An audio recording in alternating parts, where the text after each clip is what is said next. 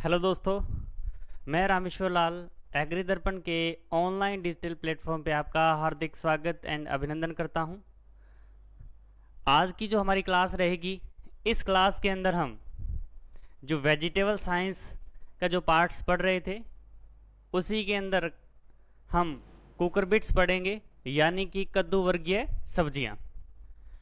Cucurbits की जो आज क्लास रहने वाली है, इस क्लास के अंदर हम जो कुकुरबिट्स हैं, इसका बेसिक जो भी इंट्रोडक्शन है वो हम पढ़ेंगे भी। इस कुकुरबिट्स से जो अपना एग्ज़ाम होने वाला है एग्रीकल्चर सुपरवाइज़र, चाहे जितने भी एग्रीकल्चर के एग्ज़ाम होते हैं, उसके अंदर कुकुरबिट्स से किस किस तरह से क्वेश्चन पूछे जा सकते हैं, आज की क्लास में इसको हम डिस्कस करेंगे।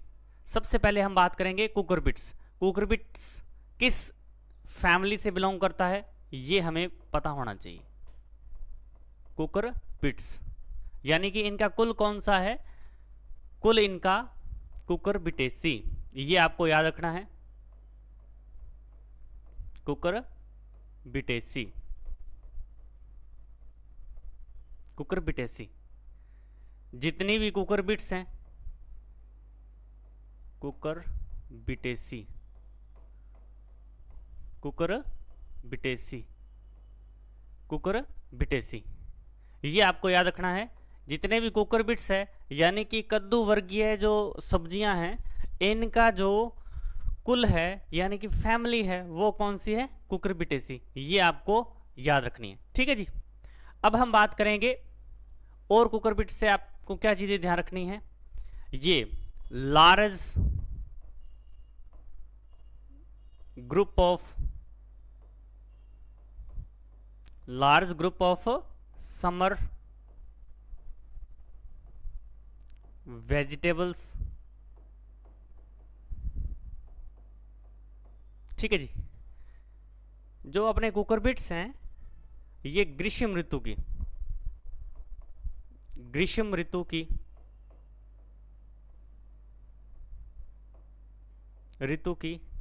सब्जियों का सबसे बड़ा समूह है। ये आपको ध्यान रखना है भी। ये जो अपने कुकुरबिट्स हैं, ये समर जो वेजिटेबल्स हैं, जिनको अपन अपने जायद सीजन के अंदर ग्रो करते हैं, उनका सबसे बड़ा ये ग्रुप है। ठीक है जी। उसके अलावा आपको क्या चीजें ध्यान रखनी है भी, जितनी भी कुकुरबिट्स हैं, इन कुकुरबिट्स का जो फ्रूट टाइप है यानी कि फल प्रकार है, फ्रूट टाइप यानी कि फल प्रकार,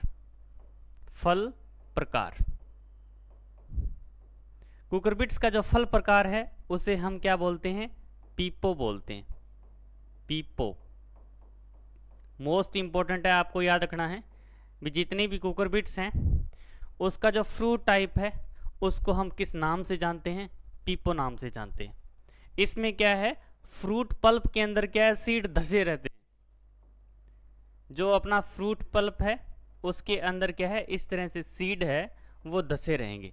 तो इस प्रकार के जो फ्रूट टाइप होते हैं उन्हें हम क्या बोलते हैं, पीपो बोलते हैं। ठीक है जी। अब हम बात करेंगे जितनी भी कुकुरबिट्स हैं, सभी की सभी जो कुकुरबिट्स हैं, ठीक है जी, उसमें कड़वाहट या पुजंसी वो किसकी वजह से होती है,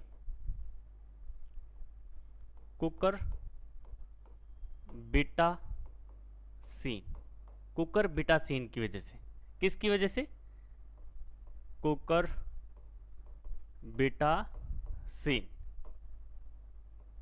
कुकुरबिटासीन से क्या होती है, कड़वाहट।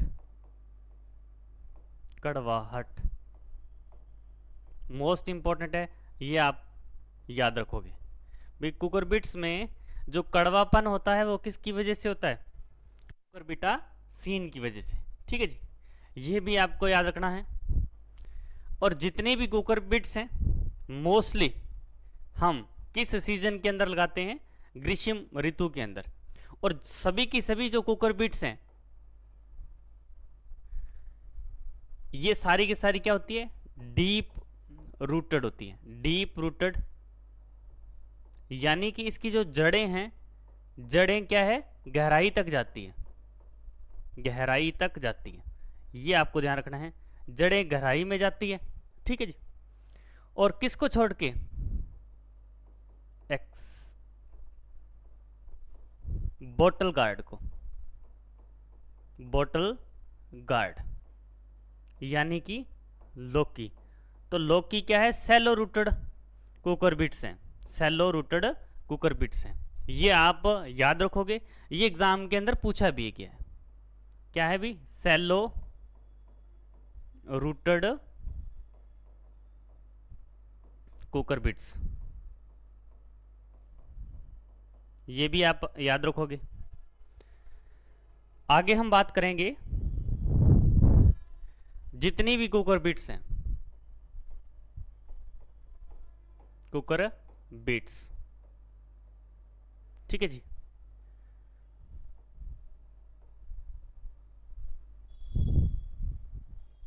इनका जो हम इसकी जो क्लाइंबर बना रहे हैं, ये अब भी आपको ध्यान रखनी है।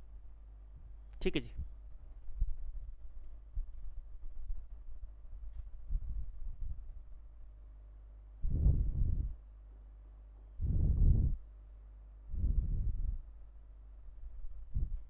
ये इसकी लीव्स हैं,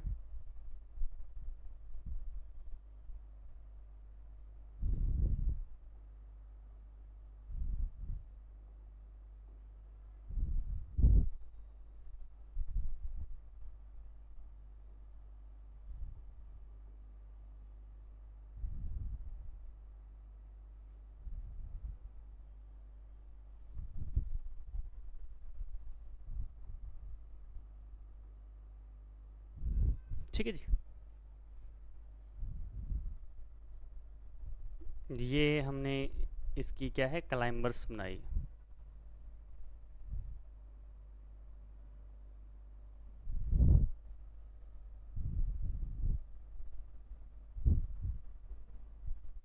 यहाँ पर ये फ्रूट्स लगे हैं,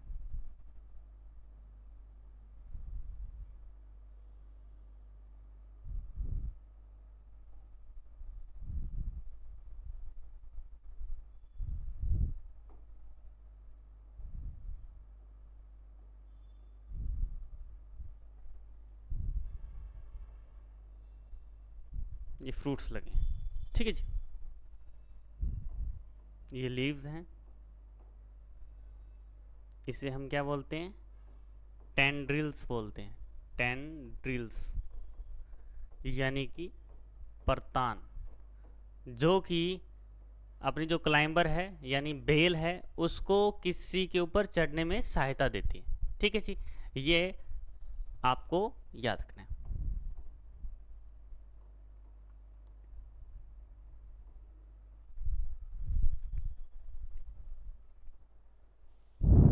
ये सभी चीज़ें हैं वो आपको याद रखनी है।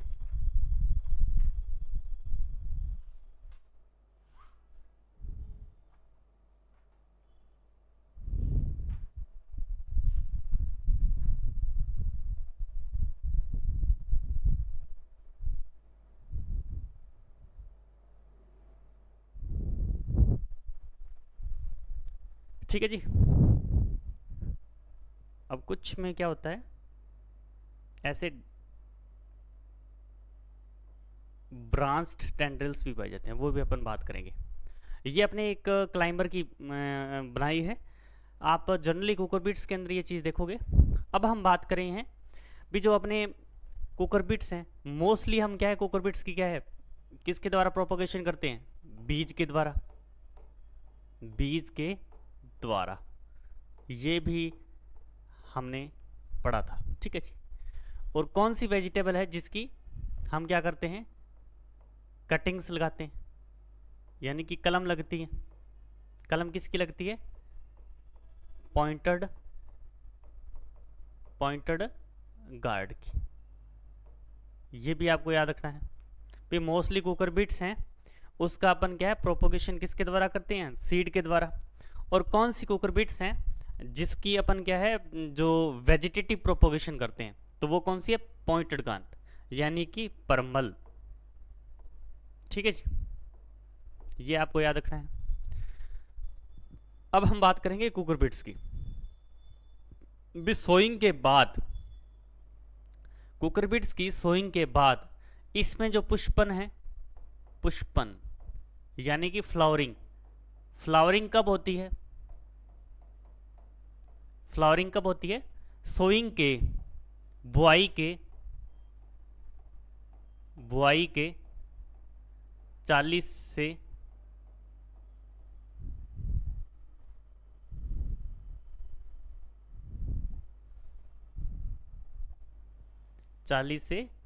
45 दिन बाद। ये आपको ध्यान रखना है भी, जो जितनी भी कुकुरबिट्स हैं, इन कुकुरबिट्स के अंदर जो फ्लावरिंग होती है वो कब होती है? बुआई के लगभग 40 से 50 दिन बाद। ठीक है, इसमें फूल आ गए। ठीक है जी, अब हमें ये ध्यान रखना है भी, जो अपने जो कुकुरबिट्स हैं, इसमें जो फूल हैं वो कहाँ पे आएंगे? फूल कहाँ पे आएंगे? तो इसके जो फूल आते हैं यानी फ्लावरिंग होती है, वो क्या है? 4 से 5 इंटरनोड। जैसे ये इंटरनोड है, ठीक है, 4 से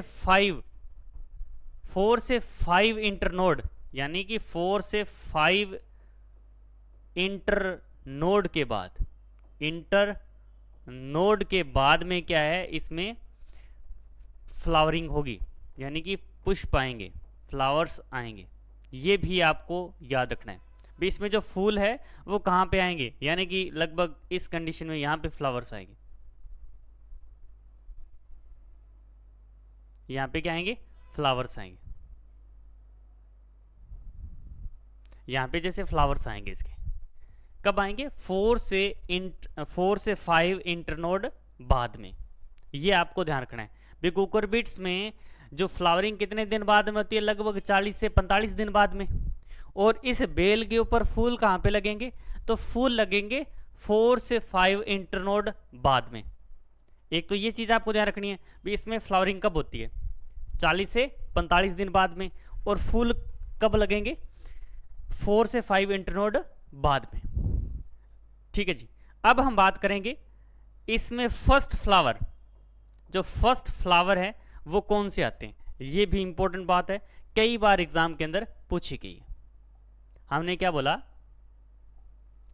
भी, जितने भी अपने कुकुरबिट्स हैं, इन कुकुरबिट्स के अंदर जो फर्स्ट फ्लावरिंग है, फर्स्ट फ्लावर कौन से आएंगे? फर्स्ट फ्लावर कौन से आएंगे? फर्स्ट फ्लावर आएंगे भाई मेल फ्लावर। कौन से फ्लावर आएंगे? मेल फ्लावर, यानी कि नर पुष्प।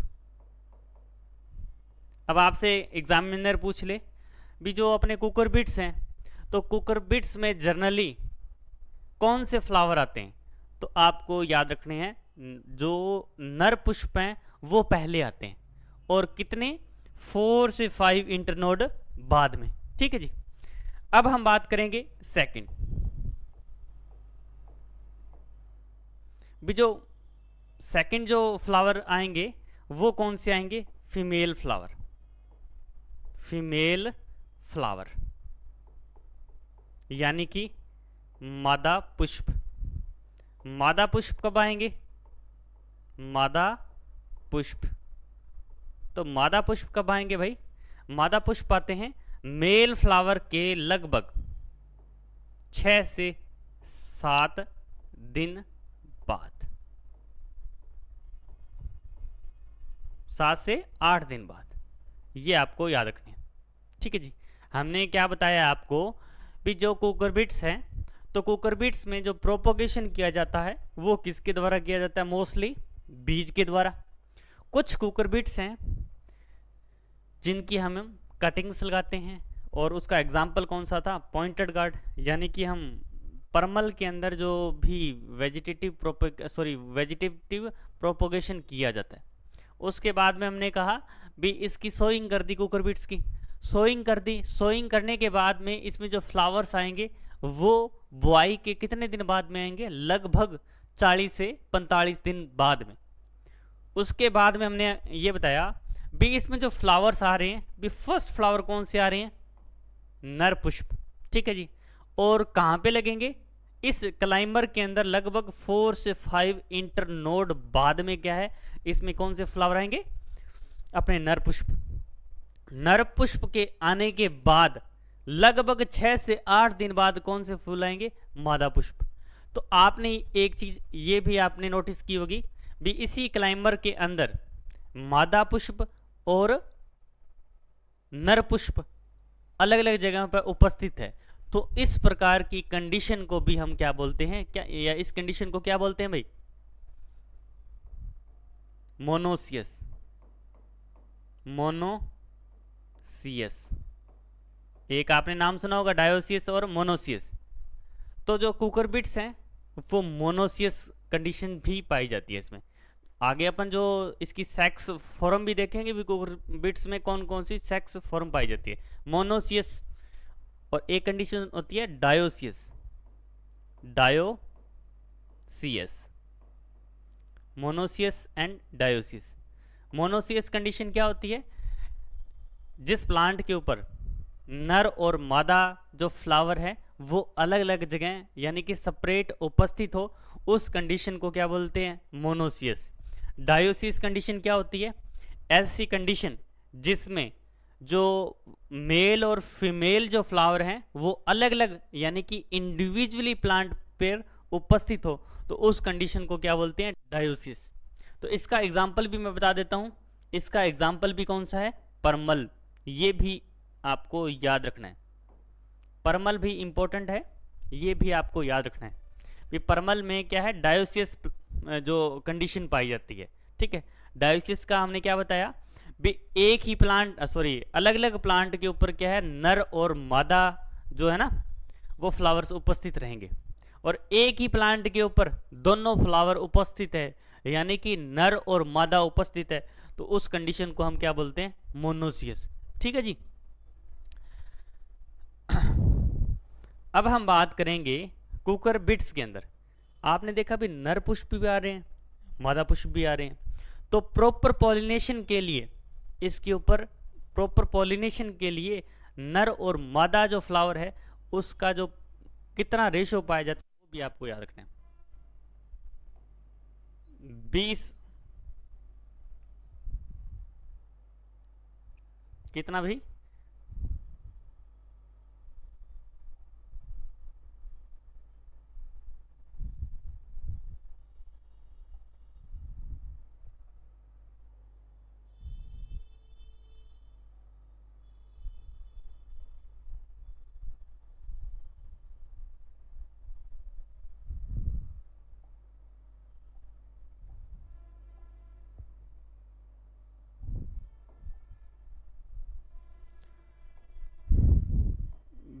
20 से 25 रेशो 1, ये आपको याद रखना है,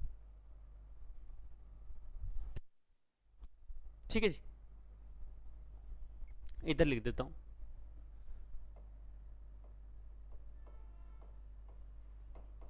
कुकुरबिट्स में नर एवं मादा, नर व मादा पुष्प का अनुपात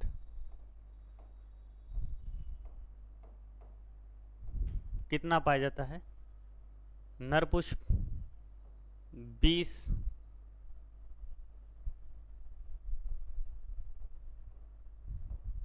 25:1 और या 15:1, ये दोनों आपको याद रखने हैं। भी नर और मादा पुष्प का जो अनुपात होता है वो कौन सा होता है, ठीक है। एक और चीज आपको याद रखनी है, मोस्ट इंपॉर्टेंट है, जो इसमें पॉलिनेशन के लिए नर एवं मादा पुष्प के लिए हम क्या है, जैसे प्रॉपर उसमें क्या है फ्लावर्स आए, तो उसके लिए हम क्या है पीजीआर की एप्लीकेशन करते हैं। किसकी, किसी भी प्लांट ग्रोथ रेगुलेटर की एप्लीकेशन करेंगे ताकि इनका जो रेशो है वो मेंटेन रहे, ठीक है जी। तो इसमें क्या है पीजीआर की एप्लीकेशन की जाती है, तो आपसे एग्ज़ाम, पिछला जो एग्ज़ाम हुआ था उसमें क्वेश्चन पूछा गया था भी जो कुकुरबिट्स हैं, तो कुकुरबिट्स के अंदर अपन प्रॉपर पॉलिनेशन के लिए इसमें प्रॉपर फ्लावर होने चाहिए। तो प्रॉपर फ्लावर के लिए हम पीजीआर का एप्लीकेशन करते हैं। तो एप्लीकेशन किस स्टेज पे किया जाता है? तो 2 से 4 लीफ स्टेज मोस्ट इंपॉर्टेंट है भाई, ये आपको याद रखना है। ठीक है जी, ये आपको पीजीआर का एप्लीकेशन करना है तो किस स्टेज पे करोगे? 2 से 4 लीफ स्टेज। ठीक है जी, आगे हम बात करेंगे कौन से पीजीआर का एप्लीकेशन करें। ठीक है, कौन से पीजीआर का एप्लीकेशन करें, या जो ये प्लांट है इस प्लांट के ऊपर किस कंडीशन की वजह से नर फ्लावर ज़्यादा आएंगे या किस कंडीशन की वजह से मादा फ्लावर आएंगे। हाँ जी, तो भाई हमने ये चीज़ लिखी थी ना, इसके अंदर ये जैसे क्लाइंबर है, ये क्लाइंबर है, तो इस क्लाइंबर के अंदर जैसे नर पुष्प किस वजह से ज़्यादा आएंगे और मादा पुष्प किस की वजह से आएंगे, तो ये भी एग्ज़ाम के अंदर पूछा गया था। हाँ जी, जो अपने कुकरबिट्स हैं, कुकरबिट्स जैसे ग्रो कर रहे हो, तो यदि अपने जो क्लाइमेटिक कंडीशन है, हाई टेम्परेचर हो, हाई टेम्परेचर यानी कि अधिक तापमान और लॉन्ग डे कंडीशन हो, लॉन्ग डे कंडीशन हो, लॉन्ग डे कंडीशन हो, तो लॉन्ग डे कंडीशन हो तो कौन से फ्लावर आएंगे? कौन से फ्लावर आएंगे भाई? अपने नर पुष्प आएंगे। ये आपको याद रखना है कि हाई टेम्परेचर और लॉन्ग डे कंडीशन है तो कौन से फ्लावर आएंगे? नर फ्लावर। और यदि लो टेम्परेचर है, इस तरफ लिख देते हैं भाई। हाँ जी,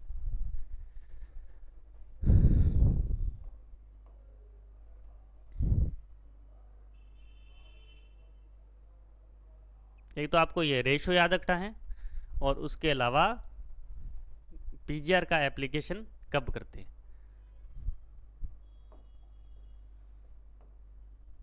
रेशो कितना है? 20 से 25 अनुपात 1 आपको याद रखना है। और दूसरा कौन सा याद रखना है? 15 अनुपात 1। ये दोनों इम्पोर्टेंट है। ठीक है जी, उसके बाद हमने कहा कि नर पुष्प के लिए कौन सी फेवरेबल कंडीशन है? कौन सी फेवरेबल कंडीशन है? यदि अधिक तापमान है, अधिक तापमान है और दीर्घ अवधि यानी कि high temperature and long day condition, long day condition, तो कौन से फ्लावर आएंगे? नर पुष्प आएंगे। नर पुष्प के लिए कौन सी कंडीशन चाहिए? ये कंडीशन चाहिए। उसके बाद में मादा पुष्प के लिए, मादा पुष्प के लिए कौन सी कंडीशन? लो टेम्परेचर, कम तापमान, कम तापमान और लघु दिवस कंडीशन। हम लिख सकते हैं low temperature, low temperature and short day condition, short day condition. Short day condition है तो कौन से फ्लावर आएंगे? मादा फ्लावर आएंगे। ठीक है जी, ये इम्पोर्टेंट है, ये कई एग्जाम के अंदर पूछा भी गया है। भी नर पुष्प के लिए क्या जैसे क्लाइमेटिक कंडीशंस रहेंगी, और मादा फ्लावर्स के लिए क्या क्लाइमेटिक कंडीशंस रहेंगी। ठीक है जी। अब हम बात करेंगे, हमें प्रॉपर फ्रूट प्रोडक्शन के लिए यानी कि अपने को फ्रूट प्रोडक्शन के लिए यानी अपने को उत्पादन लेने के लिए इसमें मेल और फीमेल का प्रॉपर रेशो भी रखना है। ठीक है, तो उसके लिए हम किसकी एप्लीकेशन करते हैं? पीजीआर की एप्लीकेशन करते हैं। किसकी एप्लीकेशन करते हैं? पीजीआर की एप्लीकेशन करते हैं। कोई भी प्लांट ग्रोथ रेगुलेटर है उसका अपन क्या है, एप्लीकेशन करते हैं, जिससे कि इसका जो नर पुष्प और मादा पुष्प का जो प्रॉपर रेशो है वो मेंटेन रहे। तो हमने कहा था भी इसमें जो पीजीआर की जो एप्लीकेशन की जाती है वो 2 से 4 लीफ स्टेज पे की जाती है, यानी कि जब कुकुरबिट्स के ऊपर 2 से 4 पत्तियां आई है उस टाइम हम पीजीआर का एप्लीकेशन कर सकते हैं। ठीक है जी। तो यदि आपको नर पुष्प इंड्यूस करने हैं तो उसके लिए कौन से पीजीआर का एप्लीकेशन करेंगे अपन? GA3। ये आपको याद रखना है, मोस्ट इंपॉर्टेंट है, कई बार एग्जाम के अंदर पूछा गया है। और यदि आपको मादा पुष्प इंड्यूस करने हैं तो किसकी एप्लीकेशन की जाती है? इथाइलिन की। किसकी करते हैं? इथाइलिन की।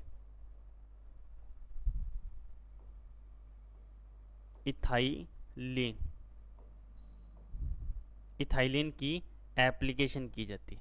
ठीक है जी। ये दोनों पॉइंट आपको याद रखने हैं। ठीक है जी। अब हम बात करेंगे आगे। हाँ जी।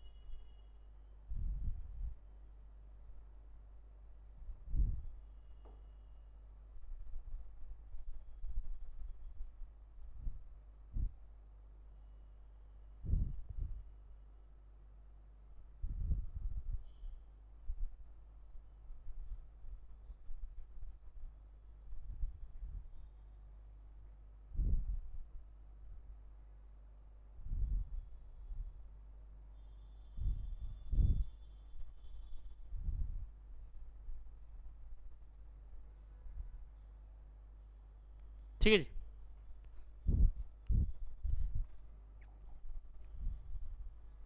हाँ जी, यहीं बना लेते हैं अपन।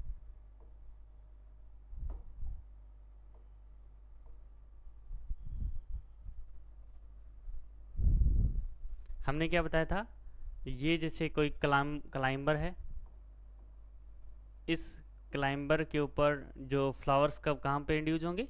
लगभग 4 से 5 इंटरनोड आफ्टर। ठीक है, 4 से 5 इंटरनोड बाद यहाँ पे जैसे फ्लावर्स आएगा, फ्लावर आने के बाद में यहाँ पर जो फ्रूट बनेगा। ठीक है जी।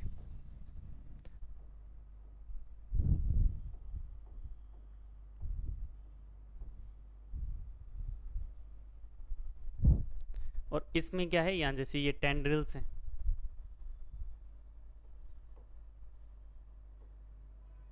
ठीक है, कईयों में सिंपल टेंड्रिल्स पाए जाते हैं, यानी कि सिंगल टेंड्रिल्स पाए जाते हैं, यानी सिंगल प्रतान, इसे हम प्रतान बोलते हैं भाई।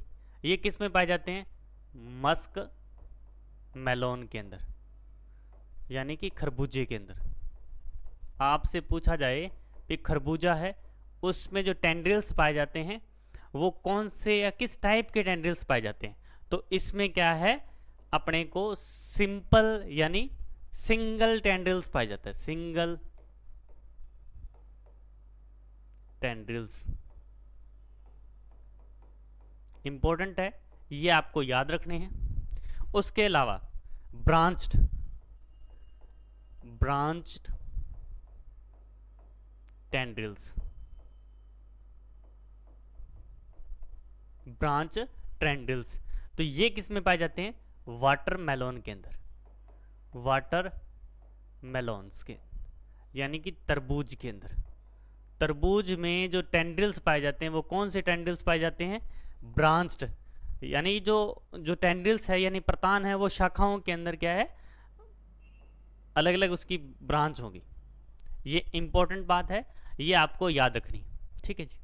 ये भी कई बार एग्जाम के अंदर पूछे गए। भी जो मस्क मेलोन है इसमें किस टाइप के टेंड्रिल्स पाए जाते हैं? वाटरमेलोन है, इसमें किस प्रकार के टेंड्रिल्स पाए जाते हैं, ठीक है जी। उसके बाद हम बात करेंगे कुकुरबिट्स के अंदर। कुकुरबिट्स के अंदर जो हार्वेस्टिंग स्टेज है, हार्वेस्टिंग स्टेज है, क्या है भी? हार्वेस्टिंग स्टेज मोस्ट इंपॉर्टेंट है भी। अपन कुकुरबिट्स की जो हार्वेस्टिंग करते हैं किस स्टेज पे की जाती है, ये भी आपको ध्यान रखना है, ठीक है जी। हार्वेस्टिंग किस स्टेज पे की जाती है? स्लिप स्टेज पे, स्लिप स्टेज। जितने भी कुकुरबिट्स हैं उनकी हार्वेस्टिंग हम किस स्टेज पे करते हैं? Mostly slip stage. इसे हम स्लिप्स बोलते हैं, स्लिप्स, स्लिप्स, स्लिप, ठीक है जी। किस स्टेज पे की जाती है? स्लिप स्टेज के ऊपर। ये भी दो टाइप की होती है, फुल स्लिप स्टेज और एक होती है half, half slip stage, half slip stage, ठीक है जी। अब आपसे पूछा जाएगा भी हम कुकुरबिट्स की हार्वेस्टिंग कर रहे हैं, फुल स्लिप स्टेज पे कब करेंगे या हाफ स्लिप स्टेज पे कब करेंगे? यदि आप कुकुरबिट्स लॉन्ग यानी कि दूरी पे, लॉन्ग डिस्टेंस यानी आप दूर के मार्केट में बेचना चाहते हो तो आप किस स्टेज पे करोगे? लॉन्ग डिस्टेंस, ठीक है। लॉन्ग डिस्टेंस स्टेज पे आप कुकुरबिट्स बेचना चाह रहे हो तो आप हाफ स्लिप स्टेज पे उसकी क्या है? हार्वेस्टिंग करोगे। यदि आप लोकल मार्केट के अंदर, लोकल मार्केट के अंदर कुकुरबिट्स बेचना चाह रहे हो तो आप किस स्टेज पे हार्वेस्ट करोगे? Full slip stage. Most important है। अभी जो कुछ दिन पहले जैसे वेजिटेबल साइंस का जो एग्जाम हुआ था नेट का, उसमें भी क्वेश्चन पूछा गया था भी जो अपने कुकुरबिट्स हैं उसकी जो अपन हार्वेस्टिंग करते हैं तो किस स्टेज के ऊपर की जाती है? तो आपको याद रखना है, एक तो स्लिप स्टेज के ऊपर की जाती है। स्लिप स्टेज के अंदर भी यदि आप लोकल मार्केट के अंदर कुकुरबिट्स बेच रहे हो तो फुल स्लिप स्टेज। यदि आप दूर के मार्केट के अंदर कुकुरबिट्स बेचना चाहो तो किस स्टेज के ऊपर आप क्या क्या है इसको हार्वेस्टिंग करोगे? तो वो कौन सी है? Half slip stage. दो और इंपॉर्टेंट है जैसे मस्क मेलोन और वाटरमेलोन, इसके अंदर जो हार्वेस्टिंग की जाती है या हार्वेस्टिंग जो स्टेज है वो कौन सी है? यहां पे भी लिख लेते हैं। वाटरमेलोन की बात करें, वाटर मेलोन्स, ठीक है जी, यानी कि तरबूज। तरबूज के अंदर अपन हार्वेस्टिंग करते हैं वो कौन सी स्टेज पे की जाती है या कौन सी स्टेज है? तो जो वाटरमेलोन है यानी कि तरबूज है, इसमें जो हार्वेस्टिंग करते हैं उसे हम बोलते हैं टैपिंग, यानी कि टैप करते हैं यानी बजा के देखते हैं, ठीक है। तरबूज को अपन बजा के देखते हैं, इस तरीके से बजा के देखते हैं। बजाने से उसमें क्या है? साउंड प्रोड्यूस होती है। क्या प्रोड्यूस होती है? साउंड प्रोड्यूस होती है। तो साउंड भी दो टाइप की होती है, प्रोड्यूस होती है। एक तो बेटा मेटालिक साउंड, मेटालिक साउंड, जैसे किसी मेटल का कोई भी जैसे बर्तन है, उस टाइप से इसमें आवाज़ आएगी। और यानी, और सेकंड कौन सी है, डल स्टेज, डल स्टेज या डल साउंड, साउंड। हमने क्या बताया भाई, भी तरबूज है, तरबूज को आप टैप करोगे तो उसमें दो प्रकार की आवाज आएगी या साउंड आएगी। वो कौन कौन सी है, एक तो मेटालिक साउंड यानी मेटल की जैसी साउंड आएगी, और एक आएगी डल साउंड यानी भारी आवाज आएगी। तो यदि मेटालिक साउंड आ रही है तो अपना जो फ्रूट है वो क्या है, अपरिपक्व है, अपरिपक्व। ठीक है जी। और यदि डल साउंड आ रही है तो अपना जो फ्रूट है या जो वाटरमेलन है वो क्या हो चुका है, परिपक्व हो चुका है, यानी कि मैच्योर हो चुका है। ये इंपॉर्टेंट है, तो ये आपको याद रखने। ठीक है जी। हमने ये बताया आपको भी मेटालिक साउंड पे क्या है, फ्रूट अपरिपक्व है यानी कि इमेच्योर है, और डल साउंड में क्या है, परिपक्व है यानी कि मैच्योर है। ये भी आपको पॉइंट ध्यान में रखने। उसके बाद में हम बात करेंगे मस्क मेलोन की। किसकी बात करेंगे, मस्क मेलोन, मस्क मेलोन। जो मस्क मेलोन है यानी कि खरबूजा, तो जो खरबूजे में जो किस स्टेज पे हार्वेस्टिंग की जाती है या मैच्योर स्टेज कौन सी है, तो वो कौन सी है, एक आपको वैरायटी याद रखनी है, हरा मधु। कौन सी भाई, हरा मधु। हरा मधु के अंदर क्या पाया जाता है, उसमें नेटिंग पाई जाती है भी। ये जैसे फ्रूट है, हाँ सॉरी ये फ्रूट है, तो इस फ्रूट के ऊपर क्या है, ऐसे जाली बन जाएगी, और जाली ये क्लियर दिखाई देने लग जाए इस तरीके से, तो हम कह सकते हैं भी जो खरबूजा है यानी मस्क मेलोन है वो क्या हो चुका है, मैच्योर हो चुका है। ठीक है जी। कौन सी वैरायटी आपको याद रखनी है, हरा मधु।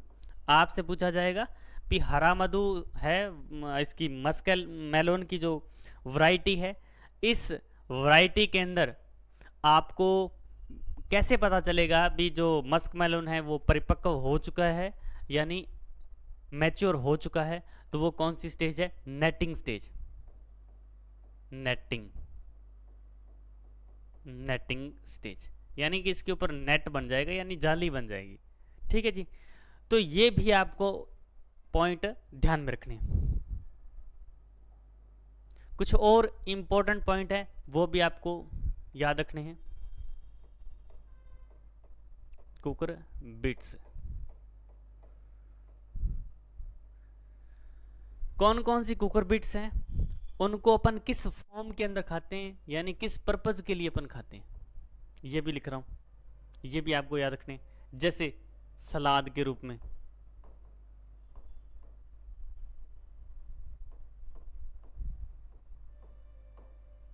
सलाद,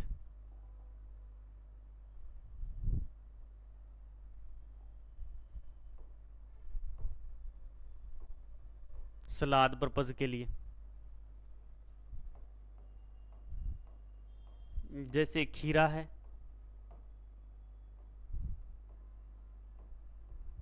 ककड़ी है, इनको हम किस पर्पज के लिए खाते हैं, सलाद के रूप में।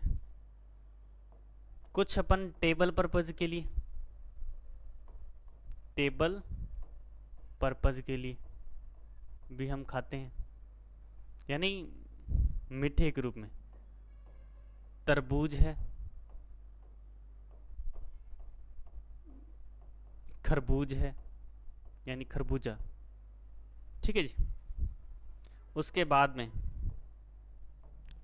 स्वीट के रूप में, स्वीट के रूप में यानी कि मिठाई के रूप में, मिठाई के रूप में। मिठाई बनाने के लिए किस, यानी कि आगरे का पेठा कह सकते हैं। जो आगरे का पेठा, आगरे का पेठा वो किससे बनता है, वो कुकरबिट से बनता है। और कौन सी कुकरबिट से बनता है, ऐश गार्ड से। आगरे का जो पेठा है भाई वो किससे बनता है? ऐश गार्ड से। यानी कि अपन कुकर बिट्स को सलाद के रूप में भी खाते हैं, टेबल पर्पज के रूप में भी खाते हैं, और स्वीट बनाने के लिए भी इसको यूज करते हैं। उसके अलावा पिकल्स के लिए, यानी कि अचार बनाने के लिए, अचार बनाने के लिए भी हम क्या है यूज करते हैं, किसका? कुकर बिट्स का। तो उसमें खीरे का यूज किया जाता है, खीरा। ठीक है।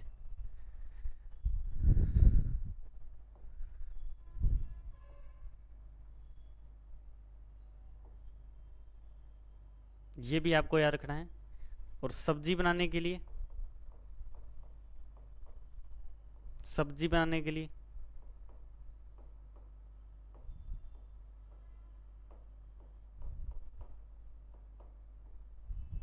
ठीक है, सब्जी बनाने के लिए भी अपन इसका यूज करते हैं कुकर बिट्स का।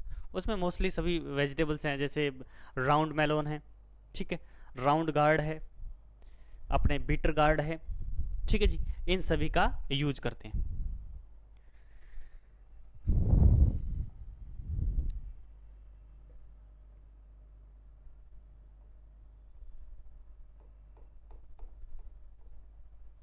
अब हम आपको बताएंगे भी जो कुकर बिट्स है यानी कि कद्दू वर्गीय,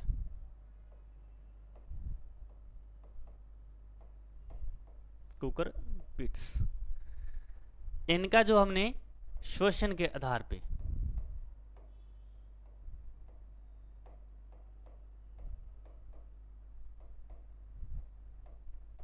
श्वसन के आधार पे कितने भागों में क्लासिफाई किया है? दो भागों में कुकर बिट्स को। एक तो क्लाइमेट्रिक, क्लाइमेट्रिक, और एक non climacteric, non climacteric vegetables.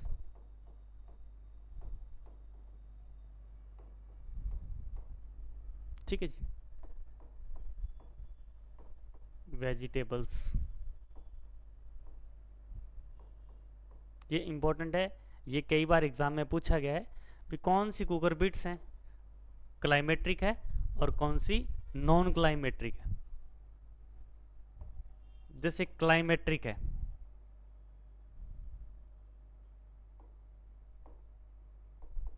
वाटरमेलोन है, क्लाइमेट्रिक है। और नॉन क्लाइमेट्रिक कौन सा है भाई? कक्यूम्बर,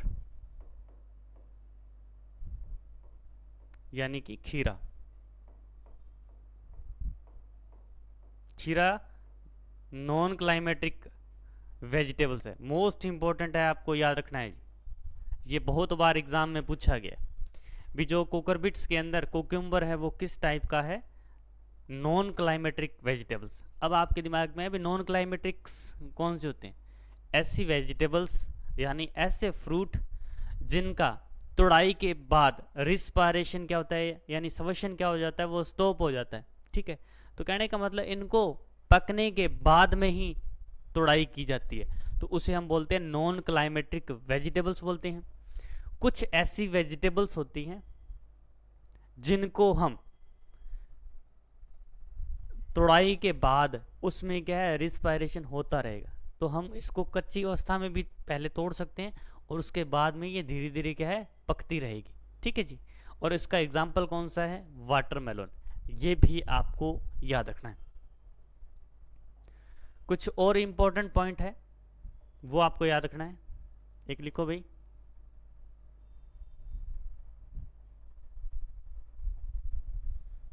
उत्तर प्रदेश में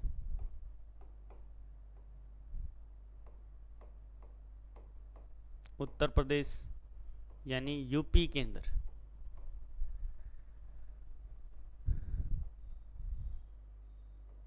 नदी,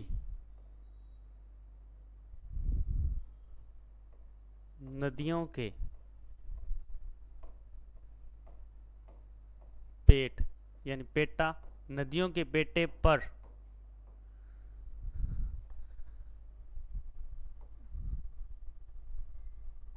कुकर बिट्स, कुकर बिट्स की खेती की जाती है, खेती की जाती है, उस खेती को हम क्या बोलते हैं? दियारा खेती। मोस्ट इंपॉर्टेंट है, आपसे पूछा जाएगा दियारा खेती कहाँ पे की जाती है, तो यूपी के अंदर की जाती है। और दियारा खेती में हम ऑफ सीजन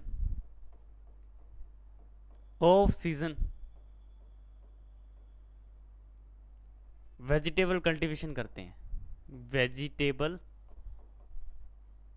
वेजिटेबल कल्टीवेशन करते हैं। ठीक है जी, ये भी आपको याद रखना है। और राजस्थान के अंदर बात करें, जो दियारा खेती कहाँ पे की जाती है, तो राजस्थान में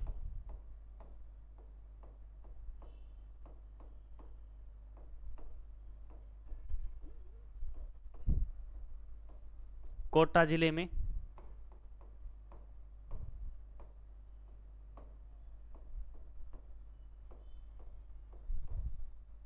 चंबल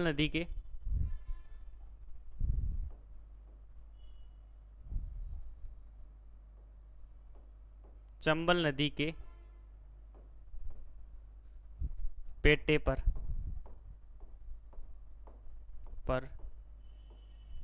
की जाती है।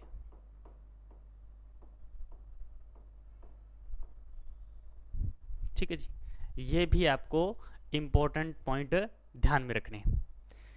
आज की जो हमारी जो क्लास रही है, इस क्लास के अंदर हमने जो कुकर बिट्स हैं उसका जो बेसिक कैसे कैसे क्वेश्चन पूछे जाते हैं उसके बारे में हमने डिस्कस किया है। जो हमारी नेक्स्ट क्लास रहेगी, इस क्लास के अंदर हम जो भी कुकर बिट्स हैं जो अपने सिलेबस के अंदर है, उन सभी वेजिटेबल्स को हम 1 बाय 1 डिस्कस करेंगे। जय हिंद, जय भारत।